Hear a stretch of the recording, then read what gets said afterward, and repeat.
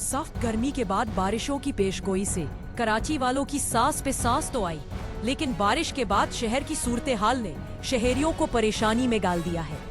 बारिश के दौरान शहर के लिए क्या इंतजामात किए गए हैं, इस रिपोर्ट में जानते हैं। नाले साफ हो गए? नहीं। गटर क्लियर हुए? बिल्कुल नहीं। सड़कों की मरम्मत हो गई? सोचना भी नहीं। बड़े बड़े घड़े भर दिए गए?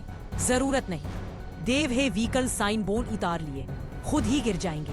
बिजली वालों ने फीडर्स मुरम्मत कराए कि इलेक्ट्रिक और काम रहने दो। भाई जंग आलूद खस्ता हाल पोल की पेशगोई है। इंतजामिया ने क्या किया? नागिन चुरंगी फिर डूब जाएगी। मरकजी शाहराहों का रास्ता गली मोहल्लों से कट जाए। अंडरपास फिर पानी से भर जाएंगे और कराची के जिम्मेदार हंगामी दौरे करते खबरों में नजर आएंगे। महीना भर पहले की गई पेशगोई में सिर्फ 2 रोज बाकी रह गए हैं। फिलहाल कोई पेशगी इंतजामात नहीं किए गए।